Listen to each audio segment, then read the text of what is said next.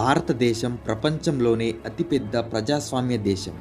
స్వేచ్ఛగా, పారదర్శకంగా టైంకి ఎలక్షన్స్ నిర్వహించడమే దీనికి ముఖ్య కారణం. భిన్నత్వంలో ఏకత్వాన్ని చూపుతూ ప్రజాస్వామ్య వజ్రాయుధమైన ఓటుకు సంబంధించి అనేక రిఫార్మ్స్ అమలు చేస్తూ ప్రజాస్వామ్య దేశంగా భారత్ తన ప్రత్యేకతను ప్రపంచానికి చాటి చెబుతుంది. ఇక్కడ సర్పంచ్ నుండి రాష్ట్రపతి వరకు ఎన్నికల ప్రక్రియ ప్రజాస్వామ్యబద్ధంగా జరుగుతుంది. దేశంలో ప్రతి 5 సంవత్సరాలకు ఒకసారి లోకసభ, అసెంబ్లీ ఎన్నికలు జరుగుతాయి. కేవలం ఆంధ్రప్రదేశ్, ఒడిశా, అరుణాచల్ ప్రదేశ్, సిక్కిం రాష్ట్రాలలో మాత్రమే లోకసభ ఎన్నికలతో పాటు అసెంబ్లీ ఎన్నికలు జరుగుతాయి. కానీ మిగతా రాష్ట్రాల్లో మాత్రం ప్రతి సంవత్సరం ఎక్కడో ఒక చోట అసెంబ్లీ ఎన్నికలు జరుగుతూనే ఉంటాయి. ఇటీవలి కాలంలో దీనిపై స్పందించిన ప్రధానమంత్రి నరేంద్ర మోడీ దేశవ్యాప్తంగా ఒకేసారి ఎన్నికలు నిర్వహించాలి అనే చర్చను తీసుకొచ్చాడు. అంటే లోక్సభ, రాష్ట్రాల శాసనసభలకు ఒకేసారి ఎన్నికలు నిర్వహించడం. వీటినే జమిలీ ఎలక్షన్స్ అంటారు. వాస్తవానికి ఈ ప్రస్తావన ఇదే మొదటిసారి కాదు. 1999లో అప్పటి బీజేపీ ప్రభుత్వంలోని అటల్ బిహారీ వాజ్పేయి కూడా దీనిని పార్లమెంట్లోకి తీసుకువచ్చాడు. కానీ మెజారిటీ తక్కువ ఉండడం వలన దాని గురించి పెద్దగా చర్చలు జరగలేదు. ఆ తర్వాత మళ్ళీ 2014లో ఎన్డీఏ ప్రభుత్వం అధికారంలోకి వచ్చాక మళ్ళీ జమిలీ ఎలక్షన్స్ గురించి ప్రస్తావన మొదలుపెట్టింది. 2019 ఎలక్షన్స్ లోక్సభ, అసెంబ్లీలకు ఒకేసారి జరపాలని ప్రయత్నించినా రాజ్యసభలో సరైన మెజారిటీ లేక ఈ ఎలక్షన్స్ ప్రస్తావన ముందుకు వెళ్ళలేదు. అప్పట్లో దీనిపై నీతి ఆయోగ్ ముసాయిదాను కూడా సిద్ధం చేసింది. మరి ఇంత పెద్ద ప్రజాస్వామ్య దేశంలో ఈ జమిలీ ఎలక్షన్ సాధ్యమేనా? ఇదివరకు భారతదేశంలో జమిలీ ఎలక్షన్స్ ఎప్పుడు జరిగాయి? ఈ జమిలీ ఎలక్షన్స్ ఆగిపోయి వేరువేరుగా జరగడానికి గల కారణాలు ఏంటో ఈ వీడియోలో చూద్దాం.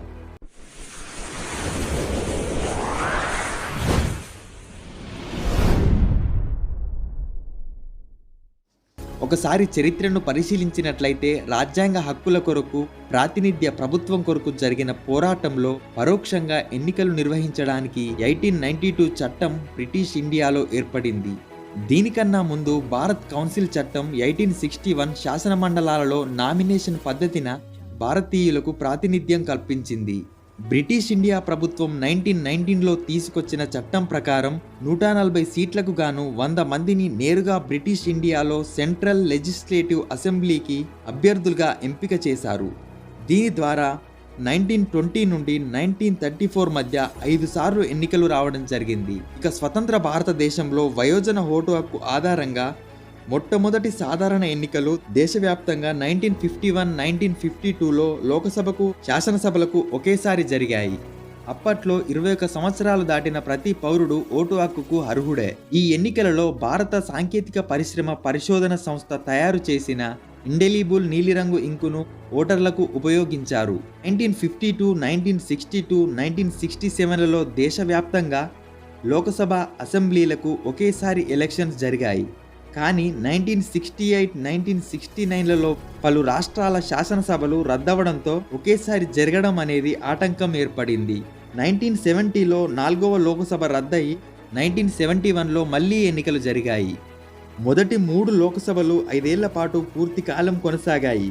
1971లో ఏర్పడిన 5వ లోకసభ 1977 వరకు కొనసాగింది.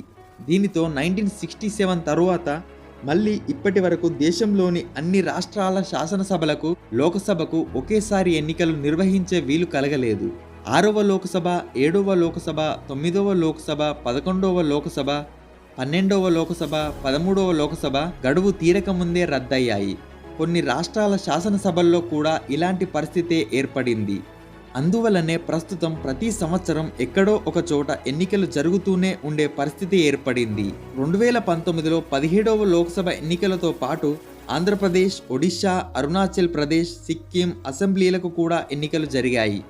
ఆ తర్వాత సంవత్సరం అక్టోబర్, నవంబర్ నెలలలో హర్యానా, మహారాష్ట్ర, జార్ఖండ్ అసెంబ్లీలకు ఎన్నికలు జరిగాయి. 2020 ఫిబ్రవరిలో ఢిల్లీ అసెంబ్లీకి, నవంబర్లో బీహార్ అసెంబ్లీకి ఎన్నికలు జరిగాయి. ఇప్పుడు 2021 ఏప్రిల్, మే నెలలలో అస్సాం, కేరళ, పుదుచ్చేరి, తమిళనాడు మరియు వెస్ట్ బెంగాల్కి ఎన్నికలు జరగబోతున్నాయి. భారతదేశంలో ఇలా ప్రతి సంవత్సరం ఎలక్షన్స్ జరుగుతూనే ఉంటాయి. ఈ ఎలక్షన్స్ టైంలో ఎన్నికల కమిషన్ విధించే ఎలక్షన్ కోడ్ అనేది సంక్షేమ కార్యక్రమాలపైన, పరిపాలనపైన ప్రభావం చూపుతుంది. ఇలా తరచూ ఎన్నికలు రావడం వలన పోటీ చేసే అభ్యర్థులు నిధులు పోగు చేయడం కోసం అవినీతి, నల్లధనానికి దారితీస్తుందని నీతి ఆయోగ్ పేర్కొంది. అంతేకాకుండా తరచూ ఎన్నికల వల్ల పోలింగ్ సిబ్బందిని, భద్రతా దళాలను ఎన్నికల కోసమే వినియోగించాల్సి వస్తుంది. 17వ లోక్సభ ఎన్నికల్లో దేశంలోని 9,30,000 పోలింగ్ కేంద్రాల్లో నిర్వహణ, పర్యవేక్షణకు 1 కోటి మందిని వినియోగించాల్సి వచ్చింది. భద్రతకు కేంద్రం మరియు రాష్ట్ర, జిల్లా పోలీసులను వినియోగించాల్సి వచ్చింది. 17వ లోక్సభ ఎన్నికల్లో ఎన్నికల సంఘం 1349 కంపెనీల కేంద్ర బలగాలతో నిర్వహించింది. ఈ ఇబ్బందులన్నిటికీ పరిష్కారం జమిలీ ఎలక్షన్సే అని నీతి ఆయోగ్ కూడా ప్రస్తావించింది. కానీ ఒకేసారి ఎన్నికలు నిర్వహించే విధానాన్ని అమలులోకి తేవాలంటే రాజ్యాంగ సవరణ తప్పనిసరి. రాజ్యాంగంలోని 7వ షెడ్యూల్లోని 72వ నిబంధన ప్రకారం ఈ సవరణ చేపట్టాల్సి ఉన్నందున పార్లమెంటు 2 సభల్లో 3/2 మెజారిటీతో ఈ బిల్లు ఆమోదం పొందాల్సి ఉంటుంది. ఆ తర్వాత దేశంలోని రాష్ట్రాల్లో సగం ఈ బిల్లుకు ఆమోదం పొందాల్సి ఉంటుంది. ఇప్పటికే ఈ విషయంపై ప్రధాని మోడీ అన్ని రాష్ట్రాల రాజకీయ పార్టీలతో చర్చిస్తున్నాడు. 2024లో జమిలీ ఎన్నికల కోసం ముందుకు సాగుతున్నాడు. ఒకవేళ 2024 లోక్సభ ఎన్నికలతో పాటే అన్ని రాష్ట్ర శాసనసభ ఎన్నికలు జరగాలంటే కొన్ని రాష్ట్రాల గడువు ముందే ముగించాలి, మరికొన్ని రాష్ట్రాల గడువు పెంచాల్సి ఉంటుంది. ఉదాహరణకు చూసినట్లయితే 2020 ఫిబ్రవరి ఎన్నికల్లో గెలిచిన ఆమ్ ఆద్మీ పార్టీ 2025 ఫిబ్రవరి వరకు గడువు కలిగి ఉంది.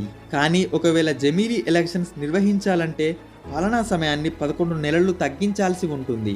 అదేవిధంగా 2018 డిసెంబర్లో గెలుపొందిన టీఆర్ఎస్ ప్రభుత్వం పాలనా సమయం 2023 డిసెంబర్ వరకు ఉంది. కానీ 2024 ఏప్రిల్ వరకు పెంచాల్సి ఉంటుంది. ఇందుకు రాజ్యాంగ సవరణలు అవసరమవుతాయి.